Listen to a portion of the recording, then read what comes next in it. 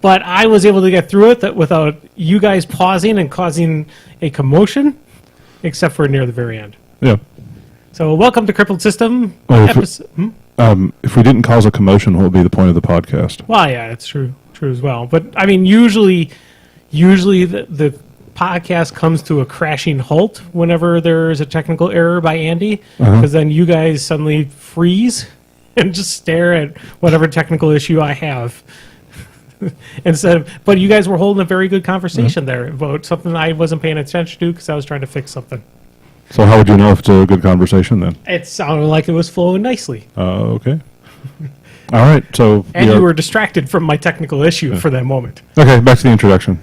Welcome to Crippled System, episode 240. My name is Andy, and I play some Guild Ball, and maybe this month I'll play some War Machine. Woo! My name is Nathan, and I mostly play Gwent. Yeah, mostly. Somebody was asking about Gwent. Dude, there is a lot to talk about because there's like a bunch of all but set in stone. Like, because Burrs in his recent tweets has been mentioning a few things they've been play testing and that they're really liking at the CDPR headquarters. So they're almost certainly changes that are going to come with the Homecoming release. So they're worth talking about. But That's for another podcast that you guys should record and then I'll distribute. I mean. 2 limit on bronzes? Like, that's interesting. Like, obviously, they've been trying to get people to have more diverse bronze choices in their decks for a while, because they introduced Siri Nova, and they introduced Shoop, both of which were to... Shoop is amazing. But both were to artificially force, quote-unquote, list diversity, and so now they're just flat-out making it mandatory by dropping to 2 max of each bronze instead of 3. So, obviously, that's what they've wanted to do ever since Rezek left, but whatever. Sorry, David. I'm Dave, and I play lots of factions in War Machine. I suppose I was painting Khador today, so maybe I play Khador. You were painting Khador? Yeah, I was painting Khador. Why were you... Well, I guess you were stuck inside because of... because it's fucking hot outside. Yeah, it's like Florida outside right now. It's annoying. I left a bag of Gummy Life Savers in my car this morning, and I got out, and I'm like, I wonder how soft these are, and I put my fingers in there, and it was just goop. Yeah. It's liquid. You solidify it. You have just one Gummy Saver. I mean, that's what I'm going to do, yeah. I'll have to put it in like a bunt pan so it's still Lifesaver shaped. Yeah. Congratulations, you now have a pet gelatinous cube. Yes. I had a friend who left one of those bags open in his car once, and that was not good. Yeah.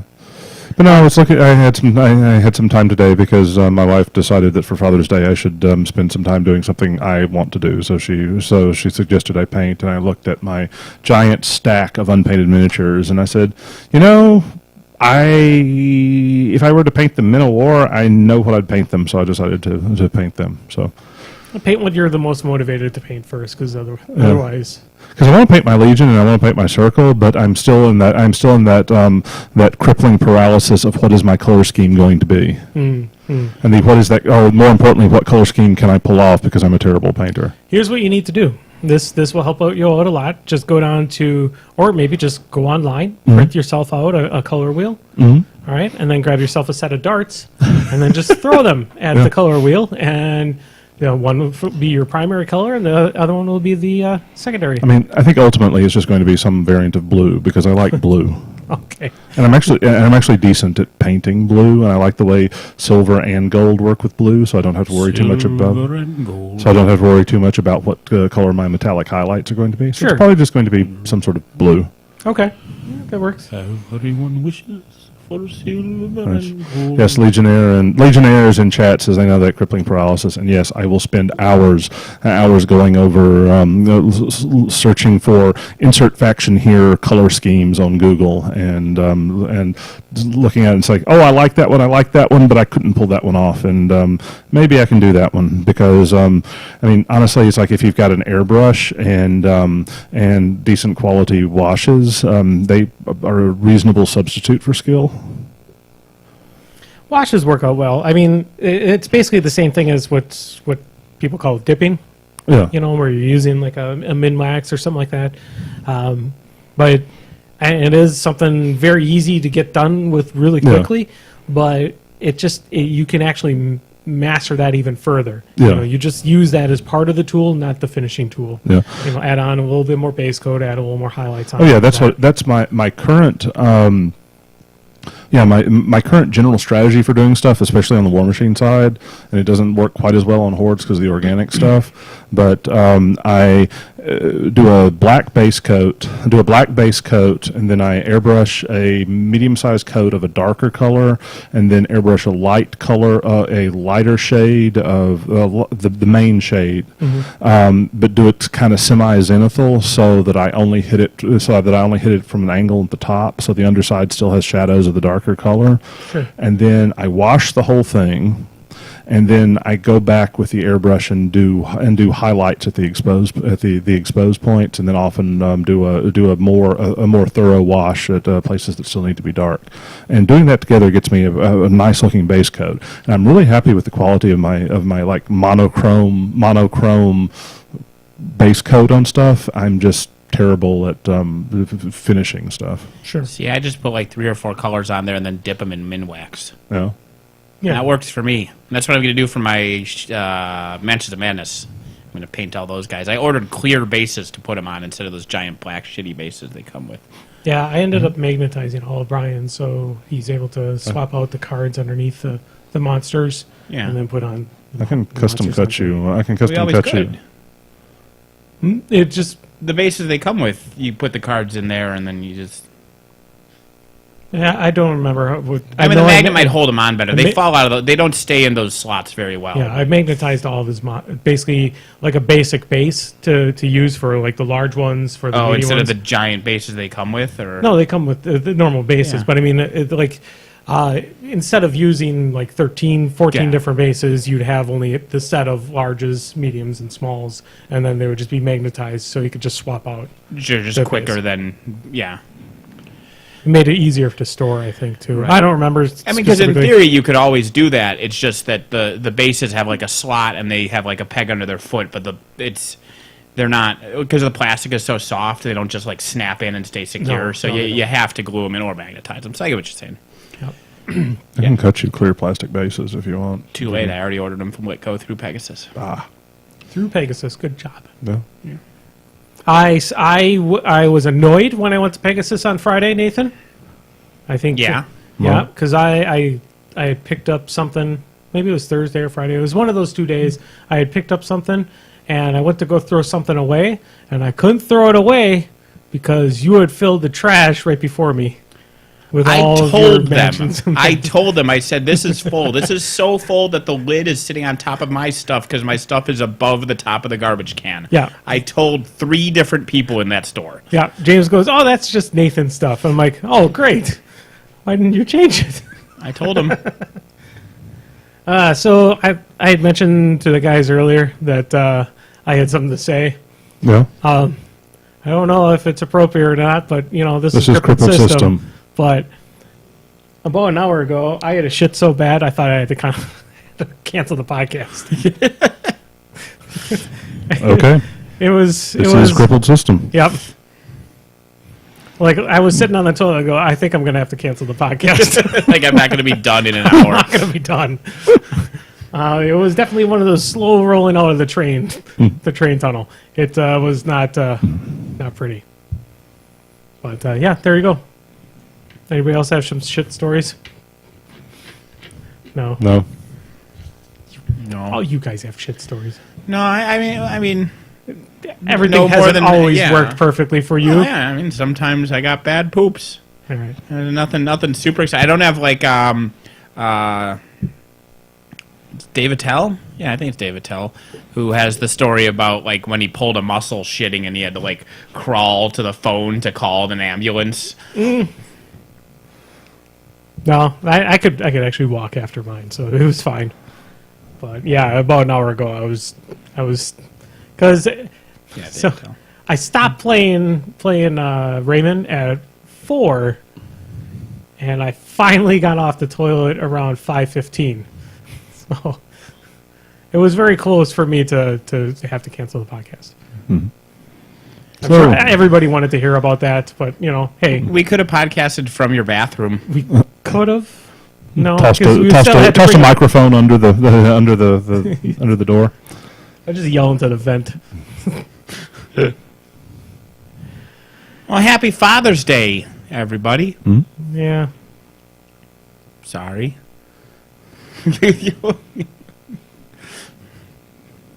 It's a holiday. I thought I'd call it out. Yeah, no, it's happy to all the fathers out there and father figures and soon-to-be fathers or other things. Former fathers and uncles and nephews and cousins and former roommates and all those things. Yeah. So I ordered a bunch of Legion, and I still need to figure out a color scheme for it. I think I'm going with very light blue and gray. Well, you were going blue before already with I'm something. probably going. I mean, I like Yeah. blue, and Sure. I can paint blue decently. Because it's not like some colors that I try to paint, and it's like, what the hell? Why is the color is just slightly different? Why can I not make this work? Like, I cannot make purple work, and I don't know why. I can barely make red work. Somebody mentioned the podcast, the bathroom podcast for Patreon backers only. I don't think 10 people want to see Andy taking a shit. They might. Don't kink shame. That, and, well, the other thing, though, too, is, I mean, have to fit all the equipment in the room, have to fit 2 other people in the room. It would be entertaining if we were suddenly to get, like, a ton of Patreon backers, like, have, like, you and David sitting in the bathtub, and then me on the toilet, and then trying to cram all the equipment in there. It would be kind of funny. We could set it up in that weird triumvirate bathroom I have in my place that has like the tub and the shower and the toilet and the sinks, and they all have their own little mini room with doors separating them within the one Yeah. big bathroom. Yeah, If we're going to if we're going to do on location in your place, we need to do it in the sex dungeon. Okay. Can do. Not the Rebecca room, though. Unspeakable things happen in the Rebecca room. I think also though if we were going to do it in a bathroom, we do it that way. But I mean, if we're going to do the podcast in the bathroom, Oh, I got excited. yeah, that we might not be allowed on Twitch anymore, potentially. Gornis suggests a hot tub podcast. We could do that. Keith's got a hot tub Yeah. now. He does. Yeah, but the problem with a hot tub is there's electronics involved. Well, we could just dangle the microphones from above. We could make that work.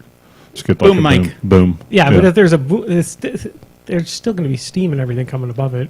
Well, disposable enough. boom mic. Yeah. Wrap it in a plastic bag. Yeah, so everything sounds muffled. Yeah. Muffled, and then all you can hear is the bubbling from the hot tub. There's got to be waterproof microphones. Yeah, probably. Yeah. It's probably more than what we can afford. Turn the bubbles off. Well, then how am I going to hide my farts? Why would you hide them? Well, I mean, if the bubbles are on, you don't notice them except for the smell. No, I've always known you to be one who is proud of every fart. You do a little jig before farting. Sometimes I have been known to do a jig before farting. I know the Andy fart jig, and so that doesn't seem like someone who's going to want to hide in the hot tub. Oh, we almost. Andy's bodily functions sometimes are nasty, but Jim and I went to. I think we went to some barbecue place, and then we would. Well, I mean, then that's not Andy's fault. That's the barbecue's fault. Yeah, but I remember that night or that day we were involved in a giant mega battle. So we were doing, like 10 people all playing Warhammer Fantasy against each other. So it was a ridiculously huge battle over at Pegasus Games. In fact, that's where this little dinosaur came into play. He was at that mega battle, and Jim and I we cleared out our entire team's side from our Nurgle farts. It is something that you ask John about it, John Service, and he'll tell you. Well, that was John's dinosaur. That was right? John's dinosaur. Yeah. He left that behind. It was. How It dare was you. tainted then. He's fine. He's good. He's been around for. I mean, that battery has never been changed to him either. Yeah, you're gonna have to do some surgery when that battery finally dies. I don't think it will. Like ever? No, Then they I should think I'll plug that die thing bef- into the mains. I think I'll die before that thing dies. I mean, that can be arranged. Yeah. Yeah. Yeah, I want somebody to play it at my funeral as the battery is slowly dying, and so you just We'll bury him with you. But the last thing they hear is the dirt goes on top of the thing. But yeah, you just have to, as soon as it starts going James Earl Jones, you just have to, make sure you go first. I think he's been surgeried before because he's got like the scar across his neck. Well, that could just be his original, depending on, Maybe. Although that would be a weird place to. Yeah, you figure if you're assembling him, you would just attach it in him. But somebody's calling you. They are, and I don't know who it is, so I'm going to step outside for a moment because I'm kind of on call right now. Oh, all right. All right. So, do we have any announcements to make? Other than Nathan's getting a phone call right now. I have an announcement.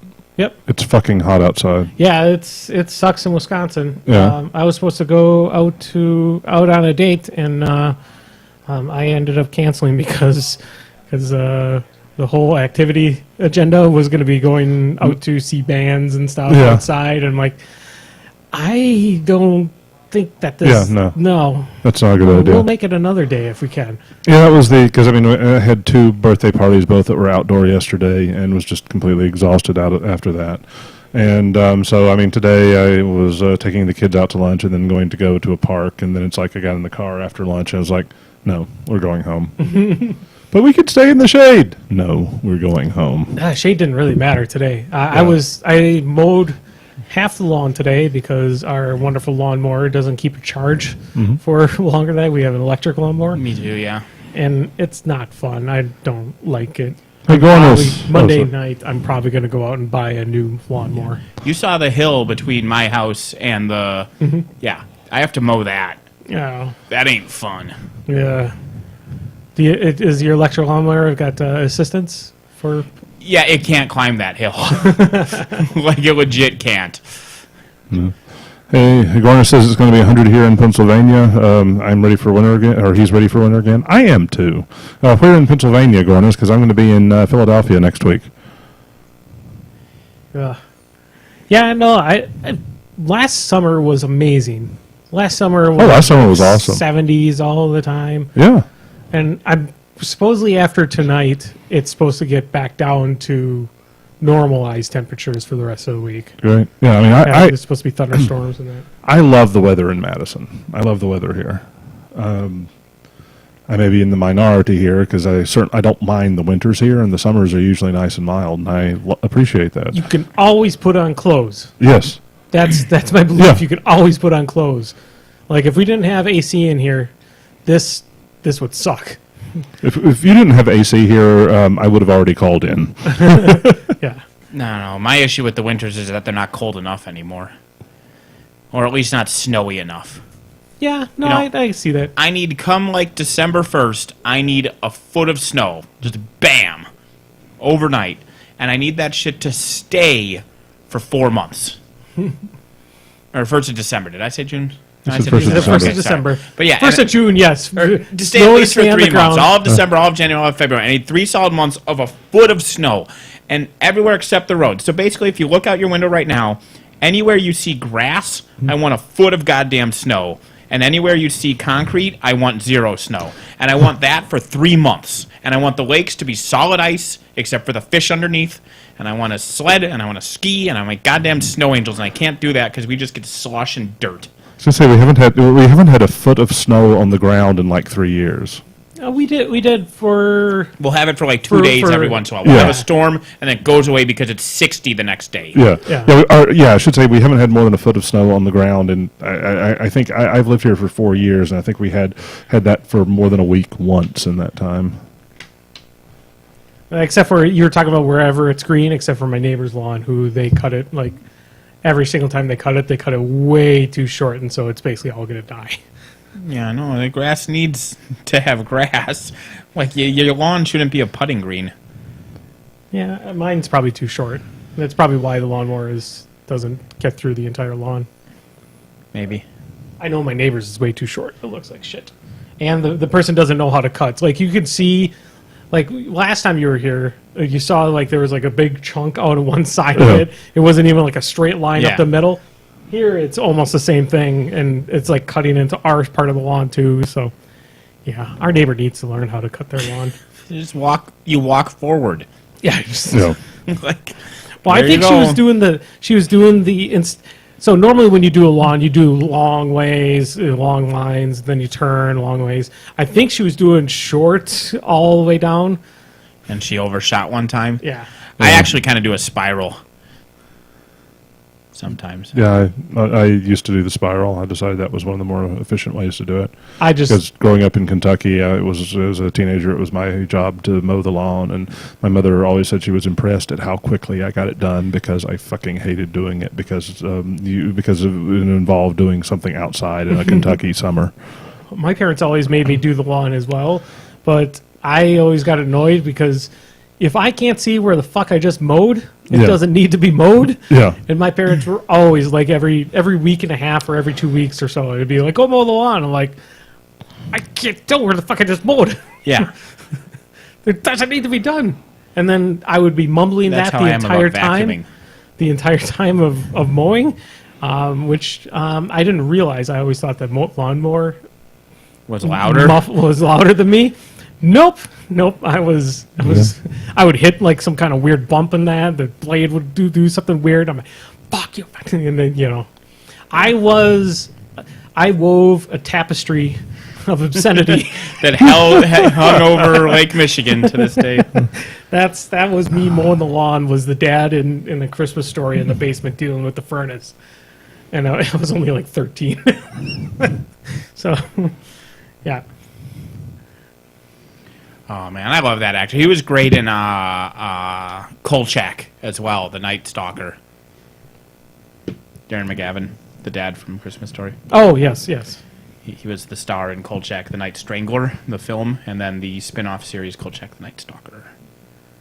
It's basically X-Files, except with so J. Johanna Jameson when he was a beat reporter instead of Mulder and Scully. Just like this fast-talking press dude solving X-Files. So it was kind of like almost like Columbo in a way. Yeah.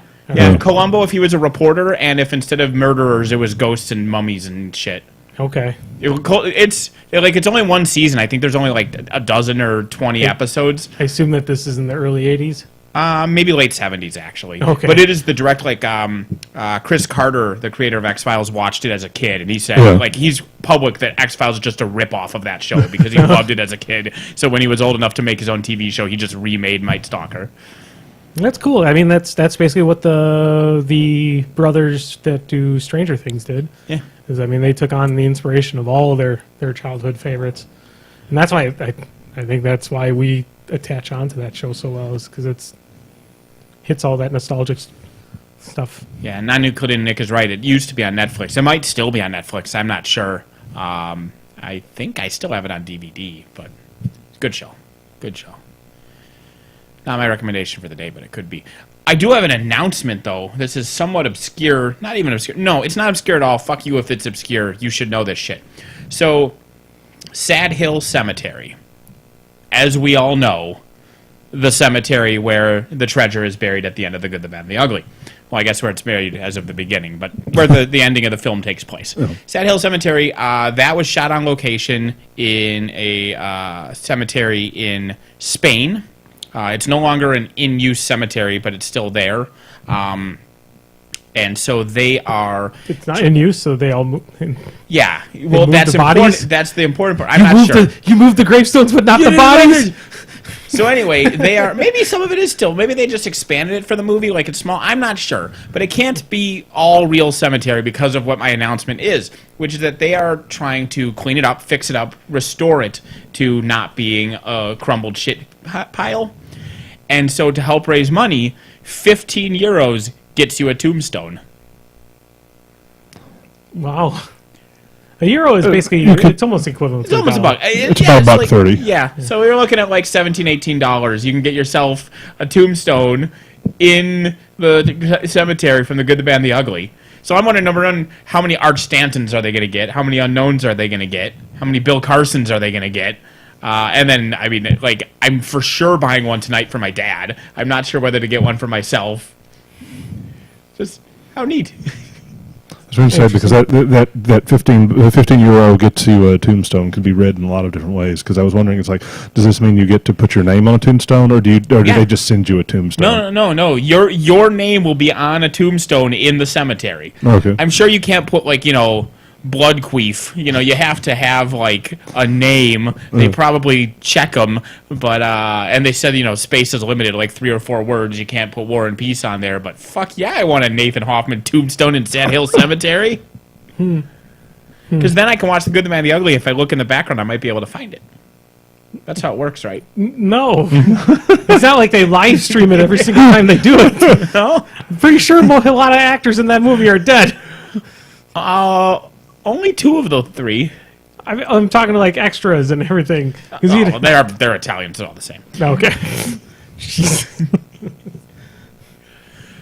Well, yeah, so 15 euros. Look it up. Good times. Good use of money. Interesting. I want a buy-in spree to get all the Shadows of Brimstone stuff. I've gotten a lot of it recently. I bought everything currently available for Mansions of Madness in a week. There's 2 of the expansions are currently out of print, but they're literally on the boat from China to America right now, according to the resupply thing that I had Pegasus look at today. So when those 2 come in, I'll buy those, and then I'll have everything, and I'll finish painting them all, and I'll never play it.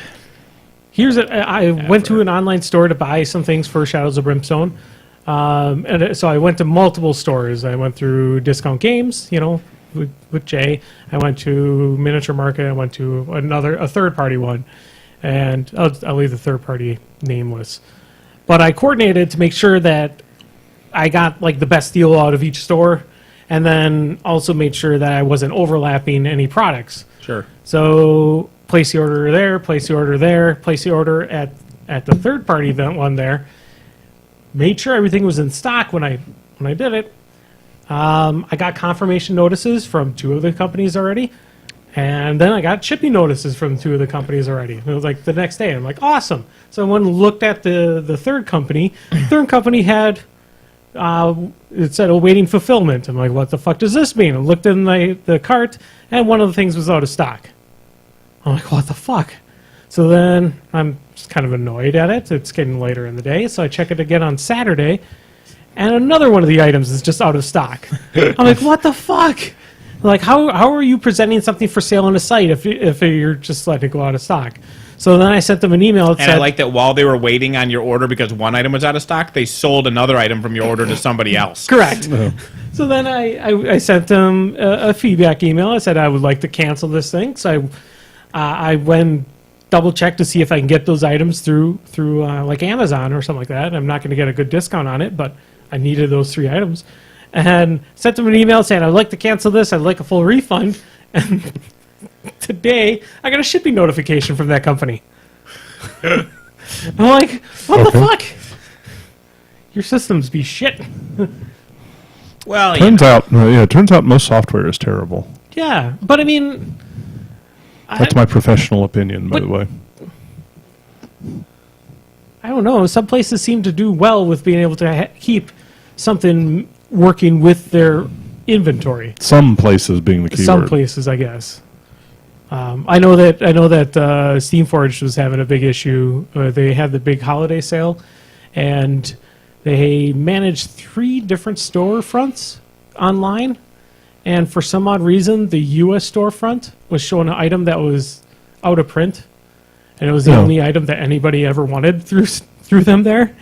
So you could go and order it from the UK store, which means you have to pay UK shipping, or sit there and wait. And it took them a good 5-6 hours before they finally fixed the U.S. store, so you could buy the item. Cold Check's not on Netflix. I just checked while you were telling your exciting story. No, it's a good story. I'm just messing with you. It's not a good story. Sometimes I think of remember Sprockets, the lesser remembered Mike Myers sketch from Saturday Night Live. That was the time on Sprockets when we danced. Yeah.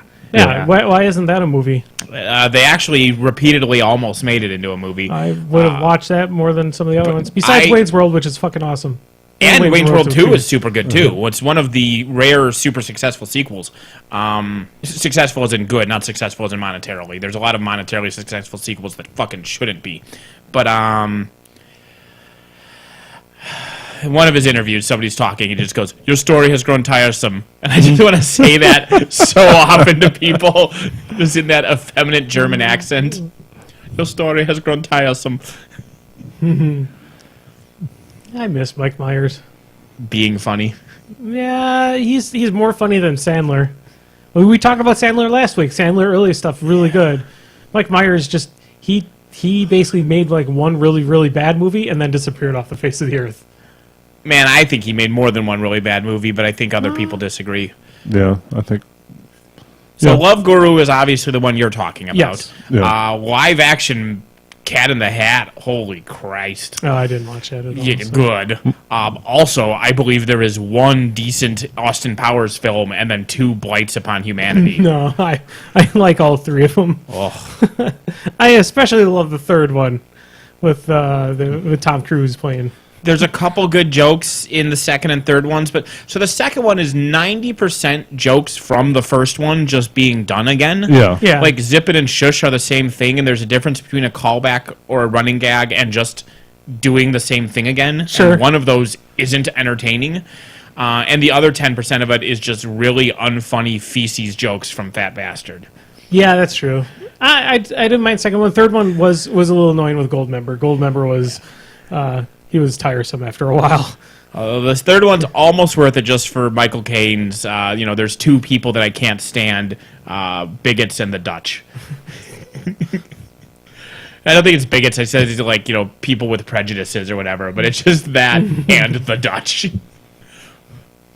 David, are you checking the IMDb for Yes. Michael Myers? Yeah, he did kind of disappear. And he was, So I Married an Axe Murderer, the Wayne's World did. Well, wasn't it that he had a severe heart condition and just? No, I don't know. I've never heard of that. I mean, it's not like a Rick Moranis thing where he, Right. He just told everybody to fuck off and disappeared. No. Well, Rick Moranis, his wife died, and he decided he wanted to be a full-time dad. Yeah.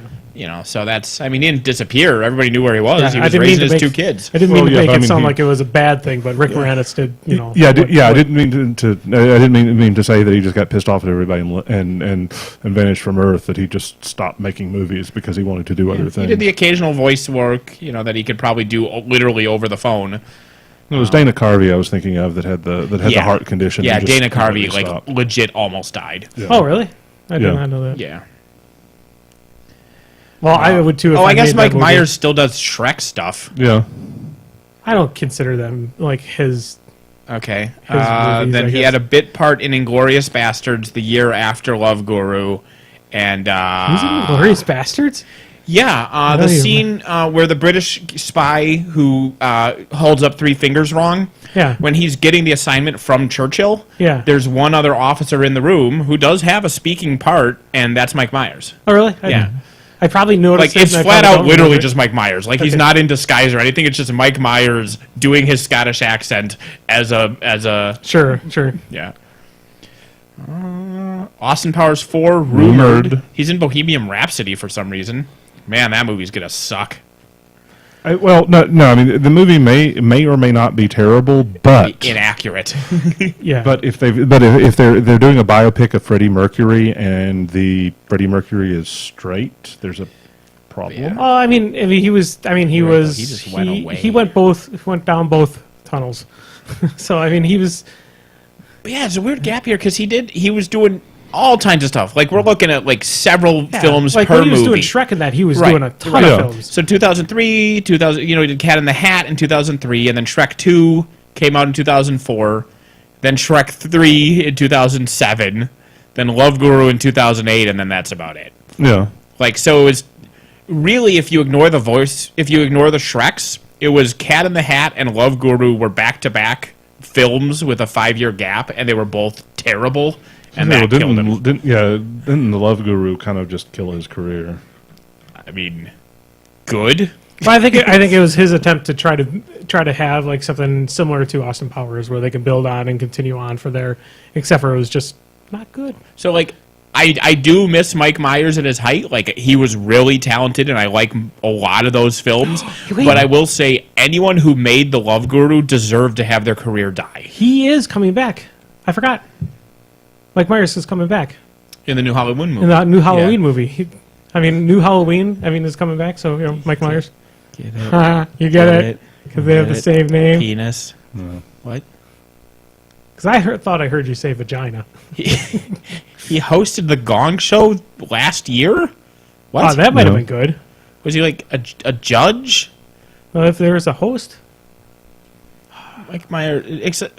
Me and Gene, the dancing machine. So this is weird. Like, Will Arnett is on there as himself / judge, and then Mike Myers is on there as Tommy Maitland, host. So he didn't host it as himself. He hosted it as a fictional character?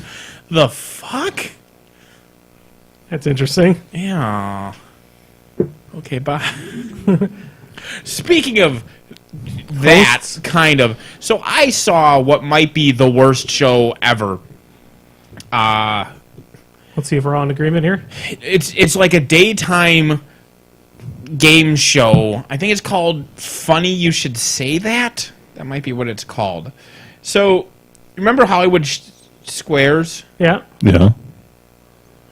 I was a kid before cable TV really took off. Well, so yeah. all I remember from Hollywood Squares, or was this Tic-Tac-Toe or something like that? Yeah, and Hollywood Squares was Tic-Tac-Toe. Funny you should ask. Yeah, so Hollywood Squares is And it was Tic-Tac-Toe, and the always way on. it worked is they were all celebrities, and then And you Bruce pick Valanche was one, in the center. You'd pick one, and they would ask them a question. They would make a funny, wacky answer, and then they would give their real answer, and then you would have to say whether they were right or wrong. And then if you were right about them being right or wrong, you would get the spot. You played tic-tac-toe. Mm-hmm.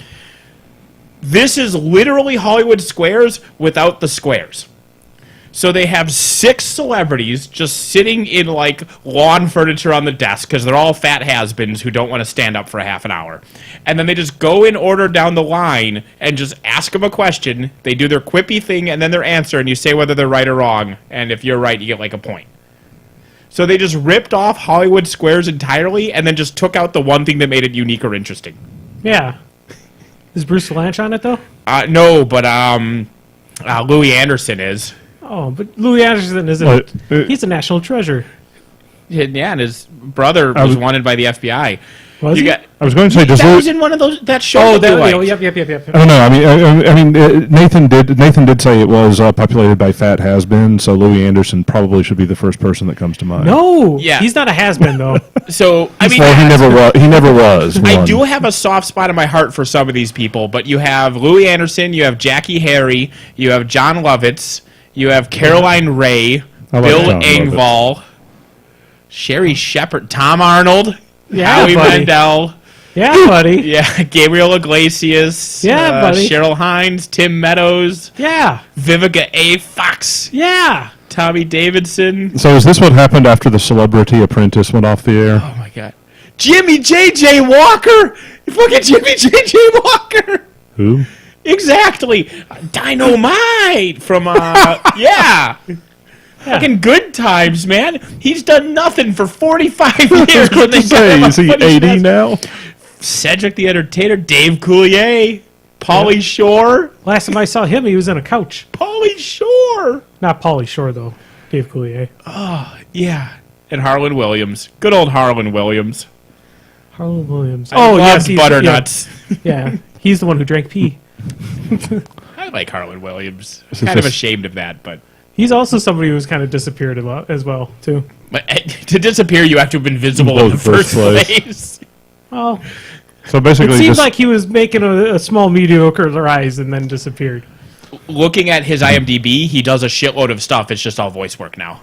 Oh, okay. Yeah, he's active. Yeah. Oh my God, he's really fucking active.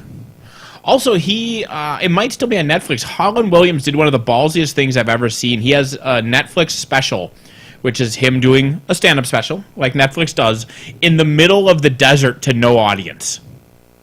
okay. It's just him and a microphone in the middle of the desert telling jokes. No laugh track, nothing. That is fucking ballsy, because without an audience to tell you when stuff is funny and feed that circle, that cycle of humor, kickback, that, like, as someone who's done, like, stage work, that is insane. That's pretty cool. But yeah, so don't watch Funny You Should Ask. It's literally the worst thing ever. You should watch the celebrity thing with Craig Ferguson. Yeah, that's better. I can't remember the name of the show, but you should watch it anyway because it's Craig Ferguson, and Craig Ferguson is the best. Okay. Chat wants to know if there's any guesses on the new faction announcement at Lock and Load. I will simply say I don't have any guesses. I'm. So Okay, are you saying that you have facts? I'm not saying anything except I don't have any guesses. I think it would probably be pretty cool if they would make the zoo a faction. Yeah. I think that would be a simple one because it would probably fit closer to Hordes. It would fuck with scenario work, though, because you'd have to make sure the way the scenarios were designed, there was nothing on the right side of the table. Why? Because Zoolanders can only turn left. Oh, yeah. See what I did there? See what I did there, David? Yes. Okay. No, but after two... You just do a loop? No, after 2 turns, you can finally go over to the right side of the table. Yeah, that's... No, 3 turns. Sorry. Zoo would be the natural choice. I mean, they've said before they're not doing infernals, which is what people have wanted for the past decade. Well, the other thing is the big guys too. The Giants. Like the Giants, Yeah. where like everybody would be on a large base, even their infantry. yeah. Their casters would be all Huge base. on huge bases, and then just have random people that follow the Giants around. Sure. That would make sense. Yeah. I mean, my dream in where they don't actually have to come out with a new faction, they can bolster some of their little mini factions. Like they can go all out with pirates and actually build them so the privateers are actually like a full-on faction rather than just being a subset of mercs. Well, Did they say they would never do Infernals? I thought it was Orgoth that people kept begging Orgoth them is to a do. big well, people beg for Orgoth too and Infernals, but they've said before. I mean, that was when Grimkin were coming out, and it was confirmed that it was a Hordes mini faction. That was everybody's like, oh, it's going to be the Infernals. It's going to be the Infernals, and they're like, we're not doing Infernals.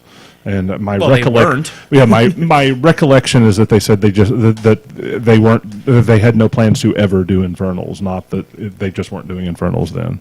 So, Yeah, although they had no plans to ever do cavalry either, Or mercs Fair. as a faction. or colossals. Yeah. I mean, it's a whole Or a Mark III. slew of things that they said they would play tested never for 3 do. years, man. Huh? Play tested for 3 years, man. Well, it's been 3 years since it's been out, so yes, play tested for 3 years.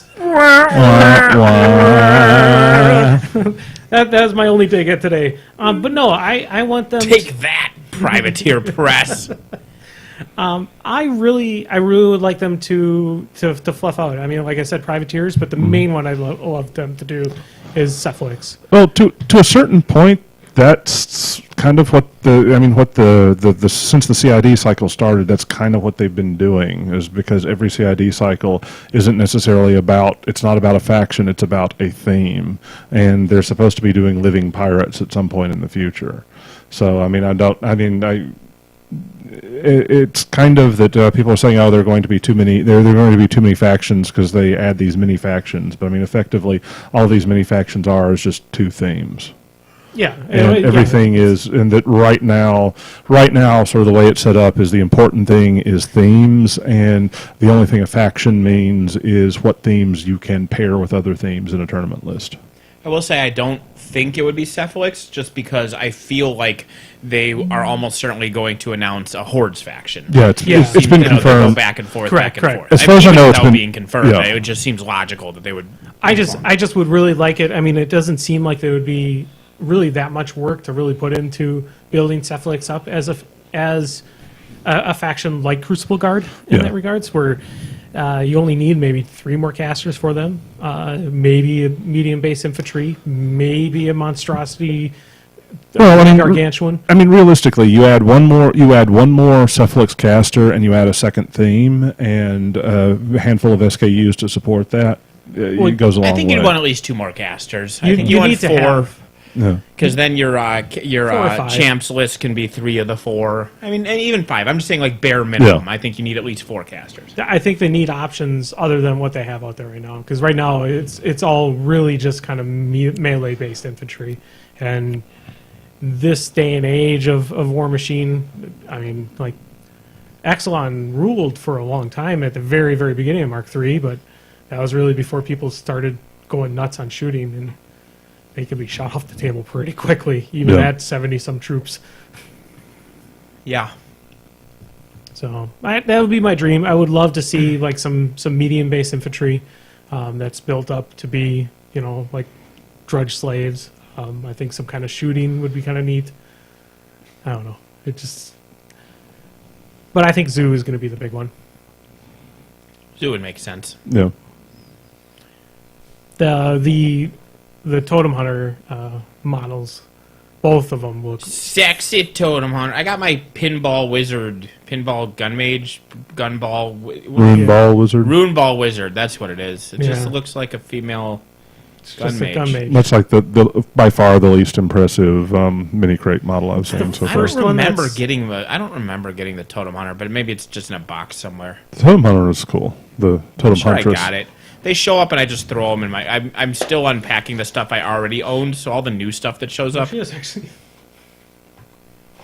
There's I did there's somebody get that. on the painting Facebooks for War Machine Hordes posted a picture of both the female and the male Totem Hunter on the same base. Yeah. Painted very well too, and it looks awesome. The 2 of them on one base, Yeah, just like back to back, or just yeah. Like she's standing more in the. She's kind of more just straight up and down, standing in the foreground. Sure, and the then other he's, like, Totem Hunter is leaping kind of a little past her. raised up behind, jumping, leaping with his spear. It looks really cool. That's neat. Somebody else in the podcast had asked. Well, I guess this is for Zappity Grumbles, but we're just added as a topic. Who 2 superpowered duos would you have fight each other to the death? So they corrected it to what? So it's what 2 superpowered duos would you have fight each other to the death? But then it says, think the Wonder Twins having to fight each other, not a duo versus another duo. So we have to pick So I think- superpowered duos I don't- that then fight each other. But so I think the 2 superpowered duos is a screwed up redundancy. I think you're picking a duo and Right. have the 2 people within the duo fight each other. Yeah, I think that's the Or he question. wants us to do that twice for no reason. like Batman and Robin. Would you consider Sure. them a duo? Yeah, well, obviously Yeah. they're a duo. Yeah, but they're not superpowered. That's Unless very being true rich too. is a superpower. Yeah, rich is a superpower, and Yeah. having psychosis is a. Yeah. Yes, obsessive compulsive disorder is apparently a superpower. I don't know what Batman does. What is the Robin story where he kidnapped him? Who kidnapped who? What? There's a Robin story where Batman kidnapped. Oh yeah, it's Frank Miller's All-Star Batman and Robin from like a decade ago now. After Frank, I mean that This was is after he peak lost his insane mind. Frank Miller. Yes. Yeah, this is insane, Frank Miller. That's the one where Batman just puts Robin in a cave and makes him eat rats for like a month to survive. Like it's absurd. You gotta Also, toughen up, Batman kid. just kills a fuckload of cops. You got to toughen up. You Kid. gotta toughen him up. Yeah. It's also the one where in the time it takes for Batman to get from where he kidnapped Robin to drive back to the Batcave, that's enough time for they during that drive they cut to a scene of Clark Kent having breakfast, and Dick Grayson's picture is on the missing milk carton box, which means that this car ride took long enough for him to be reported missing, and then milk cartons to be printed with his face on them, and then get to the store and Superman to buy that milk and to be enjoying breakfast with this milk. So he's been driving for like a week. We have Yeah. talked about this point before, and I just thought of why that has occurred. Uh-huh. Why that could possibly happen. Frank Miller's a hack? No, Well, yes, but go on. no. So maybe it's possible that Dick Grayson gets kidnapped a lot. So that's from a previous It's from kidnapping. a previous kidnapping. That's a coincidental milk carton. Yeah. All right, I can go with that. So he's been kidnapped like a year ago, and then they made all the milk cartons, and then he was found and safe, and then like, well, we might as well just keep on printing this. It's kind of like Princess Peach being kidnapped. It's just their logo at this point. Yeah, right? yeah, pretty much. See, Anyway, it's not so bad. Frank Miller's not bad. I think it's Paper Mario 2, where Princess Peach actually has like her own guest house in King Koopa's area. And they're like, "Oh, welcome back, miss. Welcome back." And she's got her room all set up and everything because she's there. It's like her summer home. She's there all the time. Crazy. Also, they're totally having an affair. Like, those aren't kidnappings. Have you seen the Koopa Kids? Those actually aren't biological children, but Bowser Jr. is her kid. Is he the bald one? He's the one who's the villain in Super Mario Sunshine. Yeah, he's a little short, bald one. He's the one who isn't named after a musician. So he's not from Super Mario Brothers 3. He's from Super Mario Sunshine. And he's totally her kid, because at the end he calls her mom, and instead of being like, no, I think I'd remember having a lizard monster come out of my vagina, she's like, oh okay, cool. So, yeah. Okay. I'm just saying it's official canon that she's cheating on Mario with Bowser, and the whole kidnapping thing is a cover story. Hold on, maybe she wasn't cheating. Maybe she broke up. Or maybe they have an open relationship. I guess I don't That's know. possibly too. Mario has never mentioned that he is. Yeah, he might be cool with it. Yeah, right? he might be fine with it. Well, maybe not, because he goes and beats up Bowser all the time. That could be unrelated too. Yeah, that's true. Well, that's the other thing is, what kind of relationship do they actually have? Because, I mean, she's a princess. If they were married, he should have a title. Sure. Lord They're just Flummer. friends with benefits, I thought. Yeah. Do like in the spoilers at the end of Super Mario Odyssey, because like he goes to Bowser kidnaps her to force her to marry him, and then Mario goes and rescues her, and then eventually she's like, "Yeah, screw both you guys," and then she just like walks away, and then Bowser and Mario are just comforting each other because they've both been rejected. They're buddies. They're okay with it.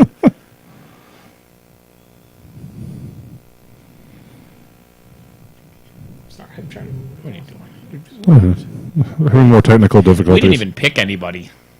We didn't even pick anybody? Yeah, we didn't choose Duo. any duos at all. Duo. Simon and just ignored. Garfunkel. Duel to the death. I'm fine with that. Especially if it's got John C. Reilly and Will Ferrell. You got there. Yay! Hooray!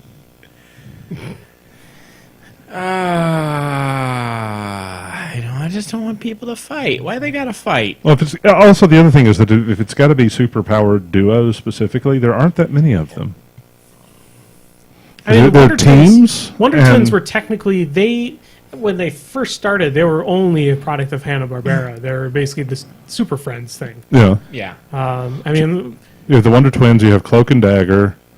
I guess the does show's on right now. I haven't watched it. Yeah. Yet. I'm 3 DVRs on does it. Power Man and Iron Iron Fist Fist. count? I don't think they're around enough together as a proper duo. But they had a long running series that was Power Man and Sure. Iron I mean, Fist. and then like They are were- Deadpool and Spider-Man a duo in that case because they're together all the time? Well, then what is a duo? Because I mean, there count all aren't the Marvel that many of team-ups? them. Yeah. Oh my god.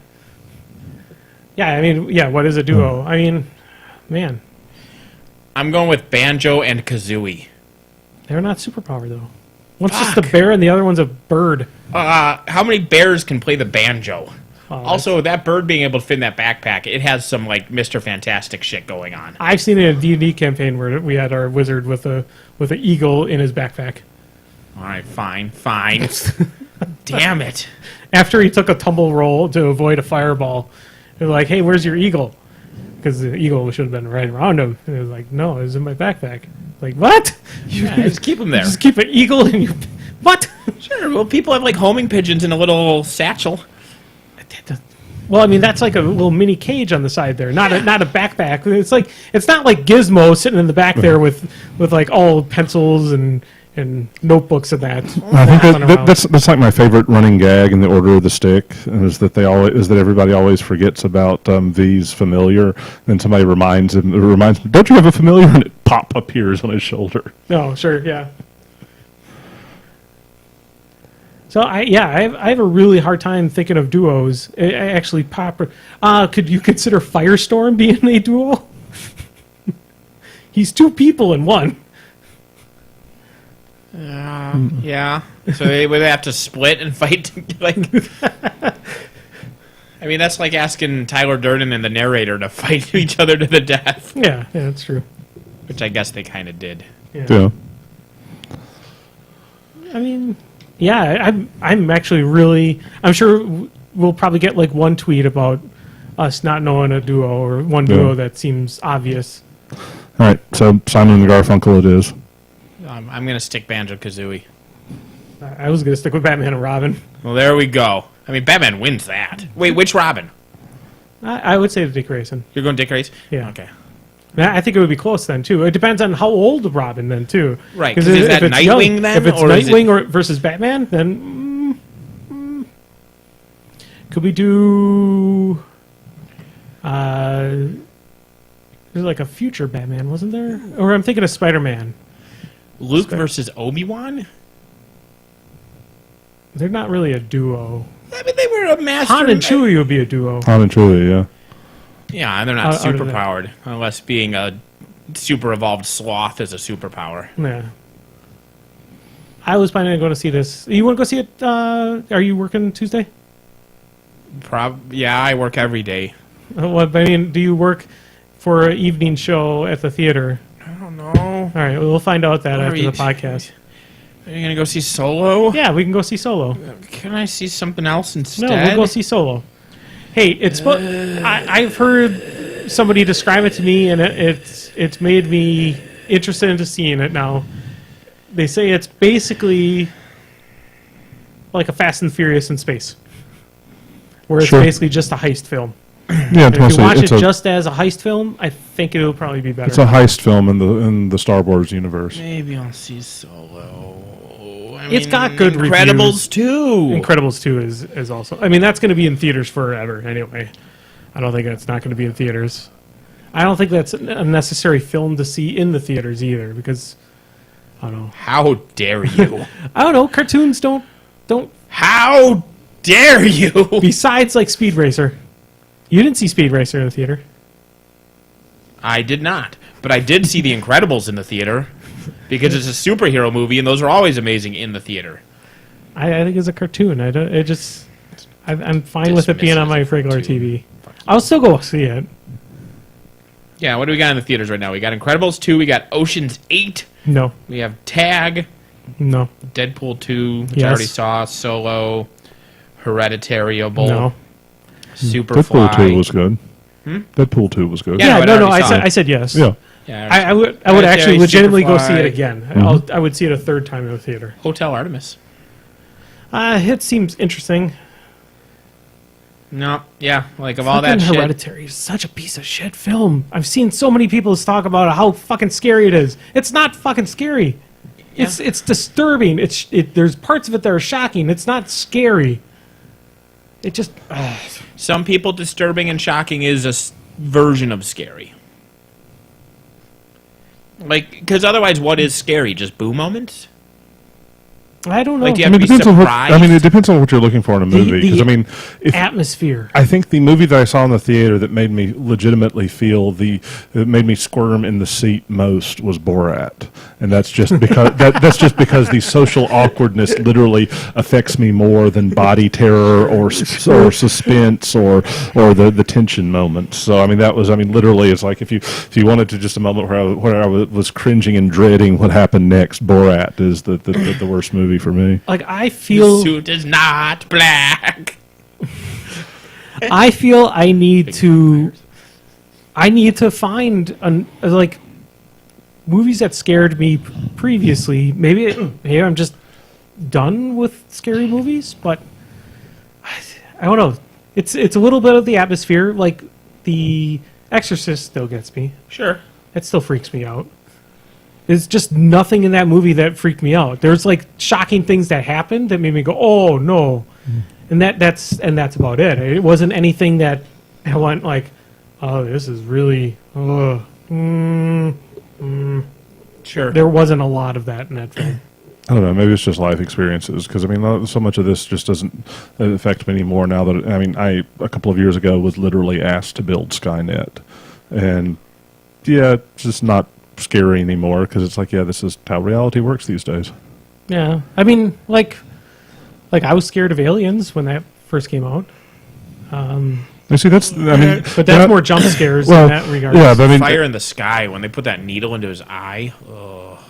But any of the science fiction, once you're dealing with aliens, it's like why is this the horror? Because it's like once you learn about the physics of space travel, that it's like it requires so much more energy to get from more anywhere other than like the next star over.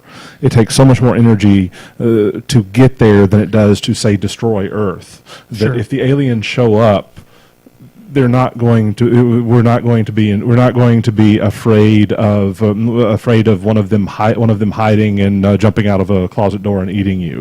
We're going to be afraid that they might accidentally leave the parking brake off and destroy the planet. Well, so Obnoxious way to say that. Well, because literally, it's like you figure out the energy, how much energy it takes to get from there, where there is any place outside of the range. So couldn't it take basically zero energy?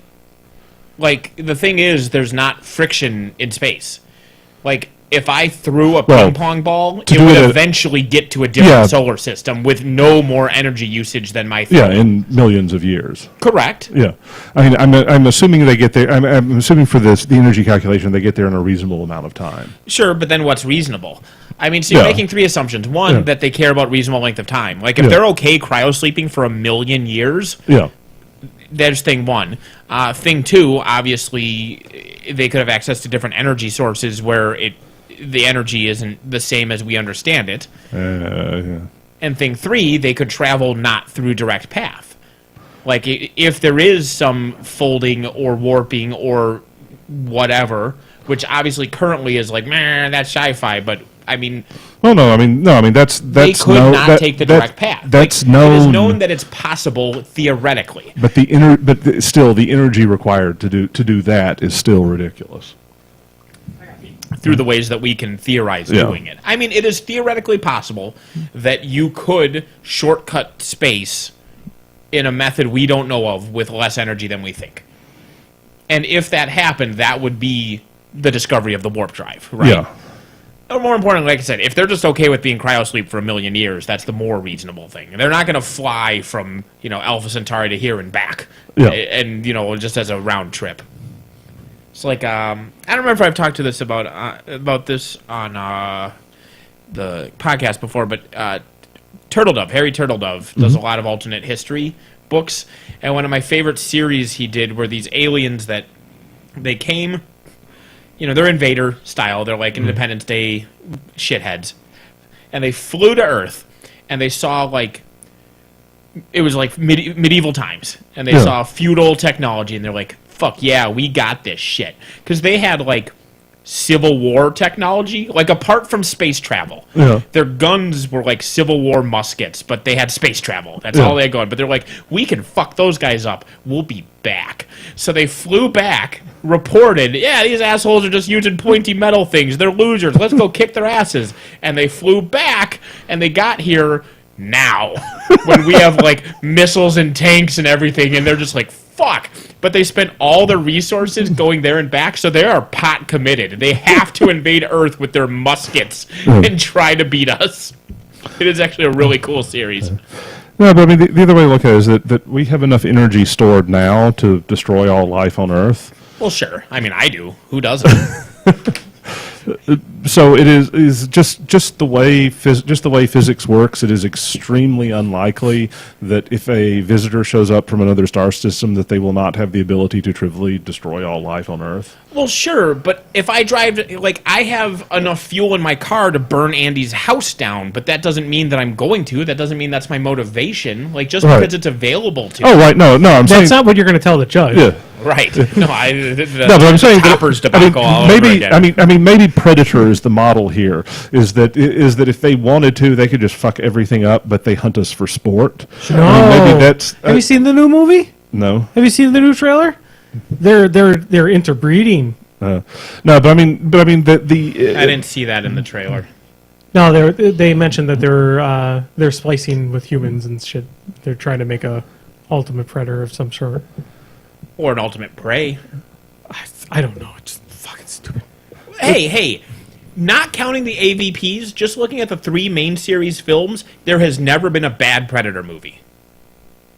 Yeah, that's true. All 3 Predator movies are legit. So Predator I 2 have is faith. fucking amazing. Predator 2 is the worst of the 3, and it is still very good. I like that one the best because it really takes basically, in a sense, an everyday person to battle a predator. Sure. Well, they're all 3 unique enough, right? Like, the first one is the Predator versus an Ultimate Warrior. Yeah. The second one is more just like a normal everyday beat cop. Yeah. And the third one is the flip, the turf flip, where then they take predators and the predators are fighting against other predators, lowercase p. You know what I mean. Anyone who's seen the movie understands what I mean by that statement. Predators are good.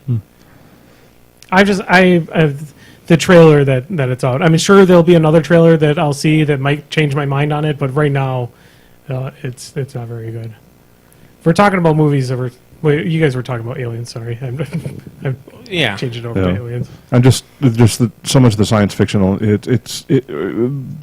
Most of the science fiction that is interesting is actually fantasy, because as best as we understand how the physics would work, how the energy would work to do interstellar travel, the stories get really boring if you actually have to build it around how that works. Because it's basically, we have millennium ships, so we have all of the drama of a bunch of humans in one confined place. So we just created Big Brother in space. That's your movie. Or the West Wing in space. Yeah, sure.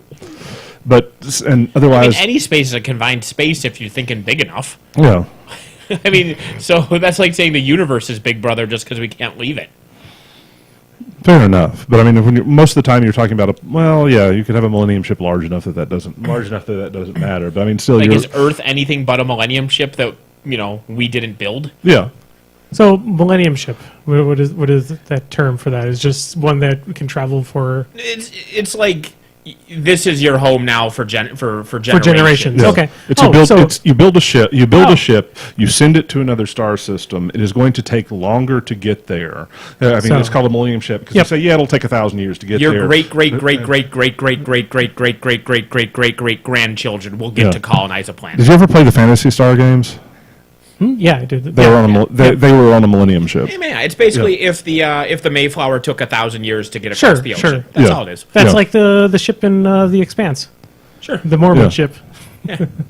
which it takes an interesting take in the first season. Yeah, and the people who get onto that ship are the interesting people. Like, that they are okay with this. Like, anyone bored on the ship, they're like, my parents did what? Fuck, I'm stuck here?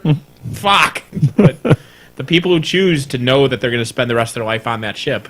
Well, the Mormon ship didn't get used for anything except for pushing a giant rock. Well, good. After What they Mormons stole are it good from them. After they stole it from them.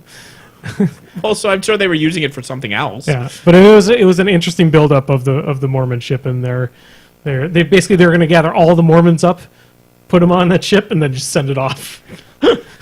That was the whole They would premise. have because they each get their own planet. I was going to say, wait a second. Was this was this a colonization ship or a flying concentration camp?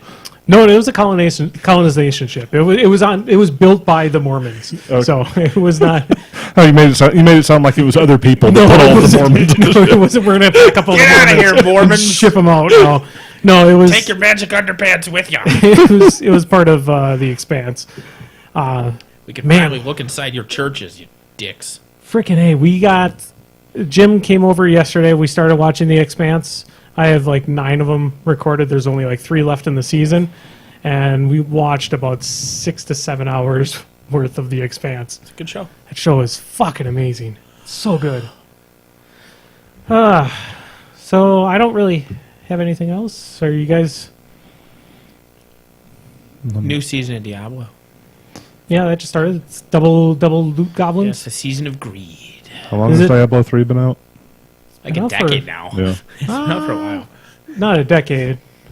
It's been at least a good 5-6 years. I mean, I can't say much because World of Warcraft has been out 14 years, and I had that proud moment as a parent last week when 2012. Yes, when my eldest said, "Hey, Daddy, can you help me and tank for me through this dungeon?" Yeah, it's kind of crazy. So yeah, if you were playing vanilla WoW and you had a kid, that kid is probably going to be helping you with dungeons now in the new expansion, potentially. I watched a video. There's a series of videos called Death of a Game Sure. by a guy, Nerd Rager, I think. But they talk about, like, mostly MMOs, but just multiplayer games in general that are now defunct or on life Effectively support. so. Yeah, like WildStar was one of the more recent ones, just effectively. And they had a video about City of Heroes, and it made me nostalgia sad. Yeah, no, I liked it. I just didn't like the repetitiveness of it, which, granted, later on didn't matter that much. I mean, because it wasn't as repetitive later on. But I liked playing My Hero then. It was it was very interesting. I'm very surprised that I think there's room for MMOs. I think there's only one per genre that can get. Well, away I don't with know. it. I mean, so you have WoW, which although it's like a third the size it was at its peak, is still Yeah. the biggest by far. And Terra, people play Terra, people play EverQuest. Although EverQuest 2 shut down, but EverQuest 1 is still running. I Yeah. think. How weird is that EverQuest 1 is still going Ultimate strong? Online is still running. I know that Dark Age of Camelot is still running. Dark too. Age of Camelot is still running. I will probably be sucked in whenever the Dark Age of Camelot ripoff made by the people that originally made Dark Age of Camelot comes out. I you're actually a Kickstarter, kickstarted that. yeah. I'm one of the founders for it. I've Yeah. yet to load it. I get notifications about they're always posting alphas, and I mean they're at least keeping communication open Yeah. with their people. Hopefully we'll all get to sit down and play some Star Citizen eventually. Yeah, okay. Like Star Citizen, didn't they just introduce the ability to spend $1,000 to unlock the ability to spend 25 grand? I Like, I don't know. And they continue to just post pictures of themselves on their yacht. You fucking idiots. So if You're all you can- just fucking idiots. you're unlocking abilities to spend more money, is this just like, I mean, this was like a friend of mine got me into playing EVE Online. And I was playing it for a few days, and I realized that this is a spreadsheet. This is a spreadsheet with graphics. That's what I am doing. EVE is one of my favorite spectator sports. Yes. I do not play EVE, but I read about what's happening. Because and it's I amazing. appreciate the level of fuckery that goes on in Yes. that game. Yes. But no, like, I think there's like a tier, but you have to be like at least $1,000 patron to unlock the ability to have these ships, but then you have to spend like 30 grand to own all of them. Like, it's straight up that you can pay to unlock the ability to pay them more money. Oh, boy. That's all Star Citizen is, and that's all it ever will be. It is, Shit, we got to get into that market. oh my lord. You're all fucking stupid. I mean, so is the first step to get into this market is we need a yacht to have pictures of ourselves on? No, the first step you need is a Kickstarter page, because that's where the yacht came from. Like, you just lie and make things up, and people will throw money at you forever. Yeah, it's weird though that you don't hear it was like about a year ago that I've seen stuff about Star Citizen, but I haven't seen anything since then. You figure that they would, in a way, to try to promote themselves, to try to get more money continuously. Why didn't they have something at E3? Because it's not Because a there's real nothing game. there. It's never going to come out. Yeah, Ever. I know. But I mean, if they're going to try to keep that perpetual machine going, why wouldn't you? Why wouldn't you hold up that facade still? They could show the same fake trailers they've always shown. Like, oh my lord, fucking Star Citizen. Blood Stained put out a 8-bit version of their game like about a month ago, which I don't know if they've actually Oh yeah, come that out. Castlevania thing. Yeah. I don't know if they've actually put out Blood Stained yet. I don't think that's actually officially out yet, but they put out an 8-bit version that got a lot of good reviews on it. I'm excited. I should download it and play it.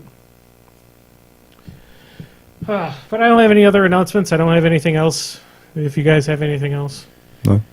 Speak now, forever hold your peace. Fucking I hot. have a recommendation. Oh, we I mean, I don't know if we were going into that. I don't know how forever hold your peace we were going. Like if you were like ending the podcast. I'm going to jump ahead of that. I'll recommend staying indoors because it's fucking hot out. That is true. yeah. It's nicer downstairs because it's less hot up here. And when What? I went downstairs to go to use the bathroom, it was like, oh, it's nicer down here. In this room, it's still kind of warm, but not bad. Yeah, staying indoors is good. Yeah, so I found the Star Citizen thing. You have to contribute at least $1,000 to their funding, and that gets you in the tier where you are allowed to spend $27,000 on ships. I mean, who's gonna play that game? If you're spending like $200-$300 Who's going to to play get a that ship, what? I know, but I'm trying to wrap my head around of like actually playing that game. I mean, like there already exists in a better version of that, which we just talked about, which is Eve, and they already have an insanely intense community. But this sounds like just a horrible pay-to-win MMO, which Eve already is. Yeah. It's not even an MMO. All right, this is getting ridiculous, said Redditor StrikerX88 in the Star Citizen subreddit. I've been on the wait-and-see side of the fence for 6 years now, but shit like this makes me fall right over into the, maybe the guy's calling this a scam or onto something. No shit, dumb fuck! 6 years they've been taking tens of thousands of dollars for fake spaceships that don't exist while tweeting selfies on their yacht, you dumb shitfucker. Striker X88, you are a moron. I mean, he's only 30, so I mean, come on. Because he was born in 1888. Because that's probably why he has the 88 in there. Probably true. Yeah. You're in your 30s. Wise up. He's ripping you off. Yeah.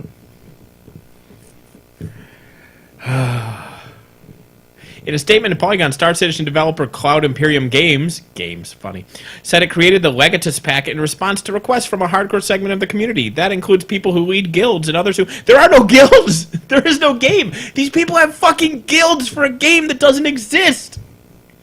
Well, no, they might have guilds that would be in some like Eve or some other MMO. Basically, a grouping of people that they would want to bring into that game.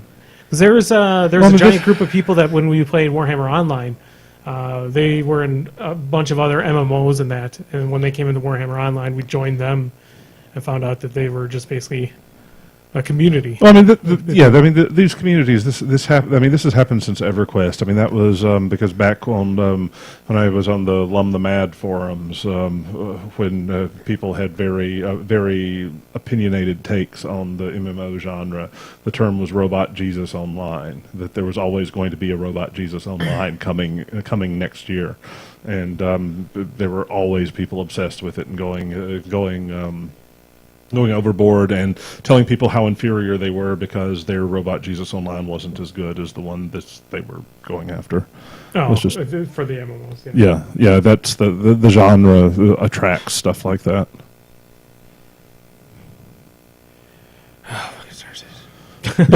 Sorry.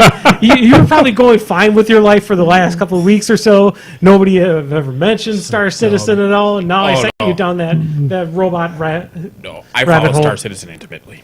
Okay. I didn't mean to start the newest section.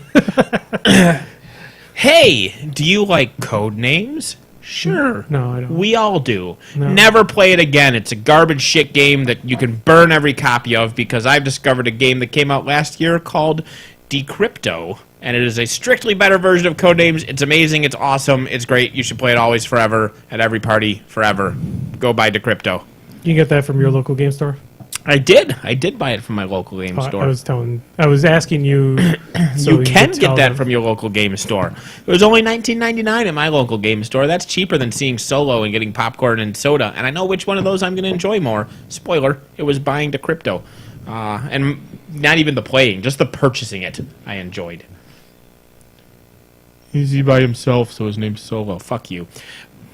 But Decrypto is neat, because one of the problems with code names is that when your team's giving a clue, you give your clue, and the other team gets to just like stare at the wall and hate life for an hour until your team finally makes a guess. So Decrypto, you give clues based on the same code words multiple times, and so using these things, the other team starts to figure out what the words are, and they can intercept by guessing. So you have to make clues that are subtle enough for the other team not to get, but clear enough for your team to get, and that's a cool balancing act.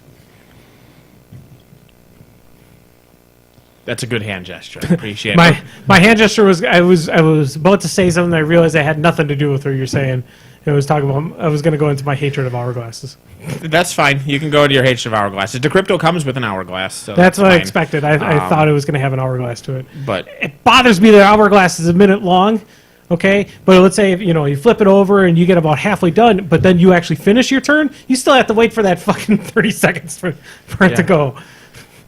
And hopefully it's gotta someone be will eventually easier- invent a clock instead. It's got to be easier to include just a small little digital clock that you can press. Batteries.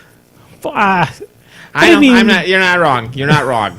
You are not wrong. You can get a $1 kitchen timer with a watch battery in there. Correct. Might come even on. be cheaper. Yeah, than a sand hourglass. I mean, yeah, it's fancy, it's cool, but fuck that shit. Give me a digital timer. It sticks. Like you're playing for like 45 seconds and you look over there and it hasn't run at all because the first grain of sand wedged itself in there. Or And then you have to like flick it and then go, hold on guys, let's just flip it back. We'll assume that was time, right? Yeah. or you're sitting there in a very intense discussion, and then you look over and the thing's already out. Yeah. And it's been out probably for the last like 30 seconds or so. Because you guys are having such a great conversation, and you're Somebody on the enthralling other your team opponents. needs to be staring at that thing like they can boil water with their eyes and they're trying to make tea. Yeah. Fucking A, just get a goddamn dollar. Go to the dollar store and get yourself a timer. Plus, I hate sand timers too. It's rough and coarse and gets everywhere timer. Thank you, Anakin. Oh yeah, if you like clue-giving party games like Codenames, you should get Decrypto. It's cheap and good and fun. I've seen it. It looks pretty solid. The one game that you should pick up that I helped develop with David Carl is you should pick up a fun little card game called Rainbow Nights. Available, I believe it's available through Ninja Division. The street date was supposed to be June 13th. It sucks. No, it doesn't suck. You're in the credits, you bitch. It does not suck. No, it's just a little silly little dexterity-based game and speed-based game. So you're about building, I think, a Tron Light Cycles. It's Tron Light Cycles, the card game. Yeah, except for it's got cutesy little rainbow night dudes. It's legally Dudettes. distinct Tron Night Cycles, the card game. Yes, correct. But yeah, I helped develop that with David Carl about 2 years ago. And it's finally, after years of production issues through Ninja Division, it's coming out. So buy it. And take a look at my name in the credits, because it looks awesome. That was my recommendation. And you recommended staying inside. Yes. You're sticking Yep. with that. All right. Well, there we go. There we go. That's it. Holy cow. We're under a minute 30, or hour 30. Oh, yeah, I was thinking it's about an hour 30, but we started late. Yeah, we Because did. somebody was trying to get the last two teensies. I was trying to. Well, yeah. There's 2 more teensies I need to get in Rayman Legends, and I'm thinking I will give them maybe about an hour each of struggling through those missions, And then you'll just live with and then 698 I will live with 698. But you have to finish. No, I will live through 698. You've gotten so close. You have to finish. Oh man, actually the last 2 bards aren't really that bad. I could probably do it. It's just taking the time. I will not get 1,000,000 fucking lums though. Screw that. I'm only at 300,000, and that's after getting all 700 teetsies. Yeah, the only reason I got a million lums was because my kids played. Oh yeah, that makes sense. That, and if you do all the challenges, it sounds like you can gather them a lot. I avoided doing all the challenges. I didn't even start a single challenge. I was like, no, super extreme challenge. Nah, I'm just gonna go. The dailies take like 30 seconds to do, and they get you, a couple thousand lums. Because, like, you could literally just throw your controller at the wall and get a bronze because people suck, and there's very low standards to getting a bronze. No. I wonder if that goes through Ubisoft's thing, because there's a couple in there that had 0 times. Like somebody hacked their way into getting the time frames. Maybe. I don't Because know. I was looking at a couple times, I checked out the leaderboard to see where you are, where everybody else with my friends were. Unfortunately, my friends haven't played the game. I've played the game. Well, I mean the recent reboot of the game. a lot because like you're. I have to say because all of my stuff may be on my wife's PlayStation account. I think it is because you showed nothing on yours. I'm like, David's been talking all this crap that he's forgotten everything, and then I'm like, but I don't see. Yeah, nothing it's all on my wife's account because I mean my wife has played it more than me, but it was like those last two, the ones that you're on. I had to do one of them, and then we had to do 2-player to get the other one. What do you do 2-player? How do you do? You just hit both running at the same time? Yeah. Oh. We'll try it. Yeah, I've never done that. So it actually makes it harder in a lot of boards, but there's some like that's easier. It's like the cycle in Battletoads where having the second person just fucks with you. Yeah. I still haven't shown you guys the video of that guy doing it blindfolded. I mean, I've seen them beating fucking Mike Tyson's Punch-Out Mike Tyson's Punch-Out blindfolded. I don't know. I think that the other one doesn't really have that many audio cues to it. Well, he just has it memorized. Yeah, right? there's no actual randomness. Like in his head, he just counts to 3 and presses up and then down, up, down, down. Like it's just the rhythm. The annoying part is, I was trying to think of like people that could try to do Rayman through audio cues, especially with the music boards. Music boards were very, But if you end up dying there on the regular music boards, it starts you off at a weird part. Yeah. So I'm sure that the timing could be completely off. Plus, Right. the music changes a lot for a lot of boards if you're trying to go through them as quick as possible. Yeah, and I know, like, watching the speedruns and stuff, there will be times, like, in the marathon things where the people will be like, I need quiet from the audience for this next part because I literally use they will listen for certain notes in the background music during a song to know when they need to do something because that's better than using their eyes. Yeah. Yeah. That game is legitimately fun. I wish I would have paid attention to it when it was released back in 2012. I remember seeing it like in GameStop or whatever. They had the demo up there, and they had it set on, of course, the Black Betty level because that's the one that just grabs you. Mm-hmm. It's a simple one, but it's fun as hell. And yeah, I remember that. And I was like, "Wow, this is neat." And I don't know, wasn't it like on the Wii U at the time or something? It was. I think it was out for Xbox, PlayStation 3, and probably the Wii. I almost feel like it was briefly like a Wii exclusive or something. It might have been. Maybe it's just that the display was for that. I don't remember. But like in my brain, I equated it as being on that system, but that could have just been because that's the demo I saw it on. I don't know. I am not a smart man, so. All right. Well, thank you all for watching. We'll probably be around next week. I don't think there's anything special going on that would not make us be here, but we'll be broadcasting 6 p.m. next week. Thanks for watching. Boy. Yep.